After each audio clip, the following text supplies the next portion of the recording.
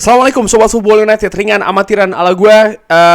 Ngobrol ringan, hari ini gue ingin membahas terkait dengan, jadi ada, kalau tidak salah di Monday Night Football, acara di Sky, ada perbicaraan antara Jamie Carragher dan juga Gary Neville, membahas terkait dengan manajer Manchester United, Erik ten Hag. Ada hal yang ingin gue angkat, yaitu di situ disebutkan oleh Gary Neville ya, terkait dengan masa depan manajer Manchester United ini. Gary Neville mengatakan kalau saya berpikir Sir Jim Ratcliffe dan Sir Dave Braithwaite ini sudah tahu apakah Erik ten Hag akan menjadi manajer musim depan atau tidak.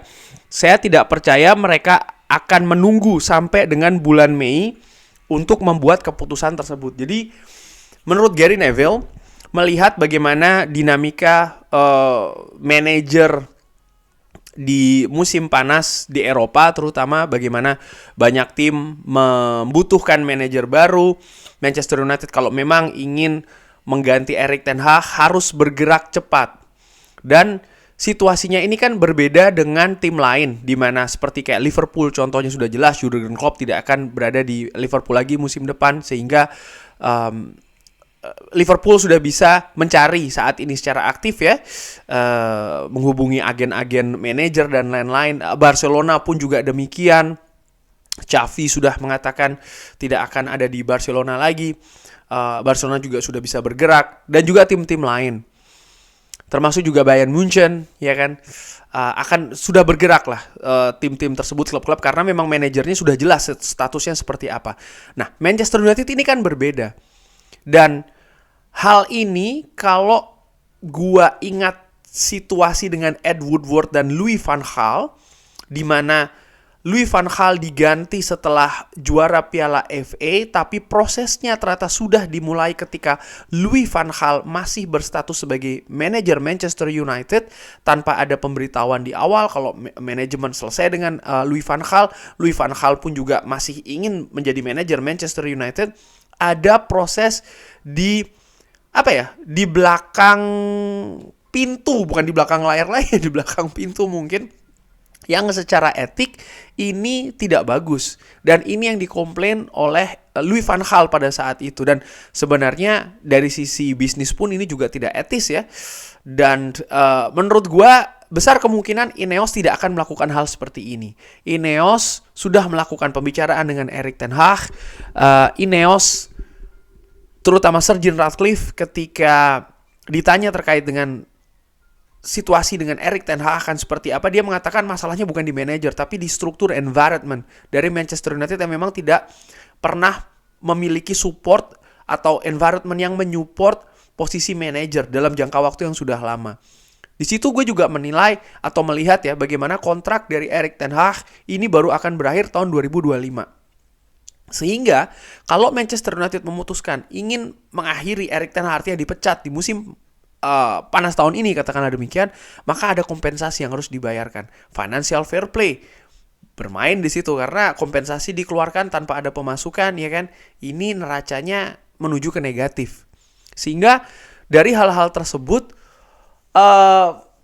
gue menilai apa yang dikatakan oleh Gary Neville nampaknya make sense gitu, dan arahnya sepertinya memang Erik ten Hag ini akan diberikan kesempatan sih oleh Ineos. Walaupun di video sebelumnya gue juga sudah pernah memberikan gambaran lainnya ya. Kalau seandainya Erik ten Hag katakanlah tidak bisa membawa Manchester United ke kompetisi Eropa, apa yang akan dilakukan? Ini menurut gue sudah dihitung oleh pihak Ineos. Tanpa musim atau tanpa berlaga di Eropa musim depan, income pastinya turun. Tapi ketika income tersebut ternyata pemasukannya tidak banyak, berpengaruh ke neraca dan lain-lain, mereka juga harus bersiap. Situasi seperti apa yang akan dihadapi, skuadnya akan seperti apa, Erik ten Hag mampu tidak? Yang dibutuhkan adalah apa? Bantuan dari manajemen, struktur berupa apa? Ini menurut gue yang akan didiskusikan Ineos dan juga Erik ten Hag. Besar kemungkinan nasib Erik ten Hag itu baru ditentukan antara musim depan ya, di awal musim sampai dengan akhir musim. Kenapa? Di sisi lain, ketika Ineos memang harus bersama ingin dengan Erik ten Hag tetap, maka di antara musim 2024 sampai dengan 2025, tahun 2024 sampai dengan tahun 2025 ini kan periode musim terakhir dari Erik ten Hag. Erik ten Hag juga butuh kepastian dong. Masa depannya akan seperti apa? Dan menurut gua masa depannya akan lebih ditentukan di sana. Menerima perpanjangan kontrak atau tidak. Dan itu akan tergantung ya dengan prestasi apa yang dia bisa berikan di Manchester United. Musim ini menurut gua Ineos lebih memetakan ya. Tentu saja ada resiko tidak ke kompetisi Eropa, tapi Ineos lebih ke memetakan permasalahan ada di mana dan rombakan itu akan lebih banyak di sisi manajemen. Gua akan sangat terkejut kalau seandainya Ineos sama seperti yang dikatakan Gary Neville baru bertindak setelah bulan Mei nanti, di mana tentu saja nama-nama manajer ini sudah semakin berkurang dan negosiasi kalau seandainya dilakukan sebelum musim ini selesai ya itu tidak etis, sehingga atau mungkin Manchester United mengganti Erik ten Hag dan mempromosikan calon lain sebagai interim dari dalam. Tapi menurut gue itu kemungkinannya kecil.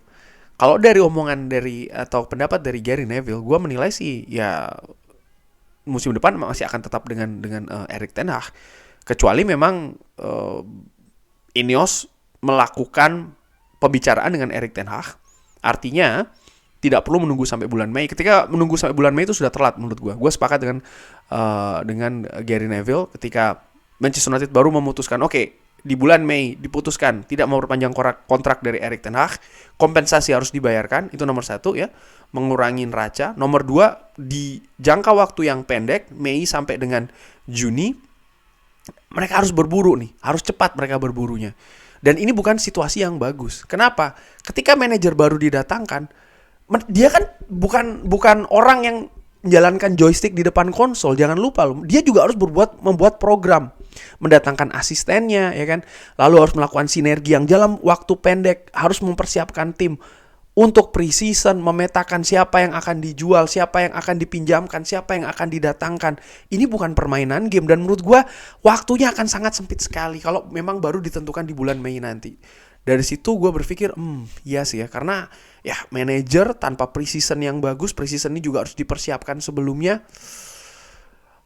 Gue ingat Manchester United di zaman Louis van Gaal, bahkan setelah FA final itu, keesokan harinya Louis van Gaal langsung berpikir tentang, walaupun dia sudah tahu ya dia akan dipecat, tapi belum ada berita resmi, dia tahu dari media, tapi yang ingin gue sampaikan adalah dia langsung berpikiran tentang pre-season. Itu dia yang sudah masih berada di Manchester United, berpikir tentang pre-season, programnya akan seperti apa. Sehingga kalau Manchester United baru menyelesaikan Erik ten Hag di bulan Mei, lalu ya baru seminggu, 2 minggu, 3 minggu kemudian mendatangkan manajer baru, terlalu sempit sih menurut gue waktu untuk bisa mempersiapkan untuk musim selanjutnya. Dan itu dimulai dari persiapan pre-season dan lain-lain ya, banyak juga bursa pemain dan lain. Sehingga menurut gue sekali lagi kalau memang dari pendapat Gary Neville, gue menilai ya Erik ten Hag masih tetap akan berada di Manchester United musim depan. Apakah ini keputusan yang buruk? Belum tahu menurut gue ya, tergantung sekali lagi dari environment lingkungan seperti apa yang bisa yang baru, tentu saja sinergi dengan manajemen yang baru itu seperti apa, sporting director, tim rekrutmen dan lain-lain. Apakah ini keputusan yang bagus? Gue juga belum tahu ya, harus dilihat juga. Karena menurut gue kalau hanya menilai dari apa yang terjadi saat ini, ya musim depan berbeda. Sudah ada sporting director, sudah ada manajemen yang berbeda juga, di mana gue harapkan ya situasinya bisa lebih positif.